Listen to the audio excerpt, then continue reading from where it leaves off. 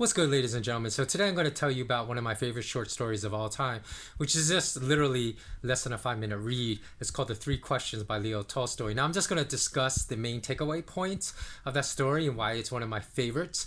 But if you really want to get the nuances of the entire story, then go find it online. Three Questions by Leo Tolstoy, because it's told in a much more interesting manner with a lot more composition and nuance than what I'm going to say, because I'm going to give you like the Cliff Notes version. So basically the three questions is about what is the most important time, who are the most important people with whom I could associate, and what is the most important action to take. And the king asks these questions, and he searched his whole kingdom for anyone that could give him the answers, and promised great riches to anyone that could give him the correct answers to those three questions, because he assumed if he knew those answers to those three questions, he would be successful in any endeavor he undertook in life. So the answers to those three questions, let's start with number one: what's the most important time? The most important time is now, because you cannot change the past. What's done is done. So even though a lot of times, even under atrocities, people say, hey, I forgive, but I'm never going to forget. I think you should forget too, because that negative psychic energy that you hold with you can continue to do damage to you.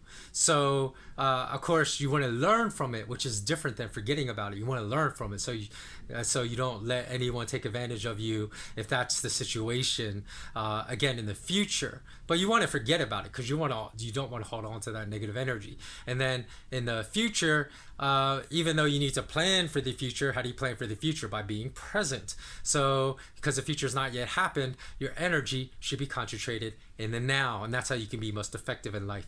And who are the most important people in your life that you should give your attention to? And that should be the people with whom you are spending time with right now. So that's right, put away your smartphones. Even if you're watching this now and you're out to dinner with, watch this when you get home. Do not finish watching it now. Put it away.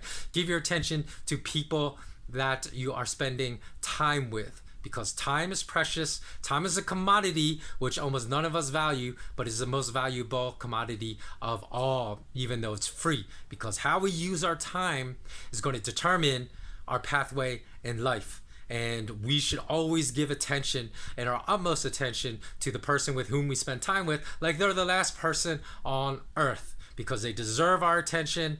And I'm assuming if we're spending time with them, then we're friends with them, and that's how you develop deep friendships and long-lasting friendships, that not for Machiavellian reasons, but just for reasons that community and deep friendship is what gets you through times of struggle in life. And the last question is, what is the most important behavior?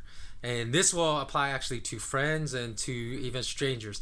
And that is to be kind, compassionate, and empathetic with anyone that is in your presence. So we never know what people are going through. Sometimes people can put on a really happy face, but be facing really, really deep struggles, but they're just not going to tell you. So I think it's super important, because the person that we can affect the most is a person that we are spending time with.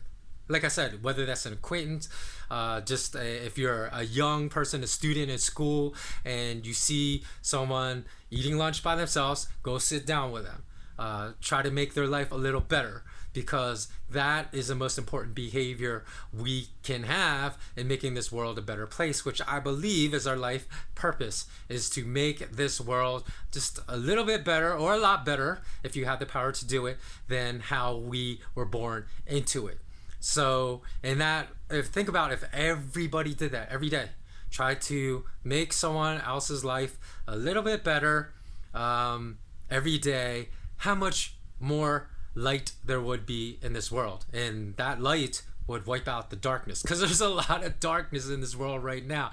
You look at people that people admire, right, just because they're so wealthy, which is again the wrong definition of success, the wrong definition of wealth. Because if you're materialistically wealthy, monetarily wealthy, but you have zero wealth in your spirit, you have zero wealth in compassion, then you are really sick when it comes to the type of wealth that you want to have. So, we look at the Jeff Bezos is out there that still Amazon warehouse employees complain of how atrocious working conditions are. And here's a guy who's worth, what, $130 billion, not even willing to pay his employees sustainable wages. We look at Zara. We look at H&M. We look at, these disposable fashion companies that are outsourcing, sending their buyers to Sri Lanka to pay $1 for a pair of jeans. That's true, because you can watch this documentary called The True Cost. They pay $1, not for the material, but for everything, for the finished product, for material, labor, and everything. And so that is basically, it's almost like indentured servitude. They're making profit off of the misery of other people. So we need a lot of lightness. So be kind, be compassionate, treat the person and the person's in your presence with respect, and try to be a little kind to them, because like I said, we never know what people are going through, and maybe your kindness to them could really change their lives, because small behavior, small actions often can change people's lives. I realized that when I worked with people, gang members in Los Angeles, trying to extricate themselves from that life and make a better life for themselves, their little brothers, their little sisters, their parents, getting out of that life. Because sometimes I would say stuff to them that I did not even think was important, and then like 2 months, 3 months later, when I was talking to them, they would repeat back to me what I told them, which told me, hey, they were listening to everything I had to say to them. So be kind to other people, be compassionate, and go out of your way, like I said, if you have an opportunity and you see someone suffering, to make their life a little bit better. So that's it. That's the 3 questions. Hopefully there's something in that for you. Like I said, the actual story by Tolstoy is wonderful. So if you've never read it, go find it online and read it. Always remember, remain tested curious. So long.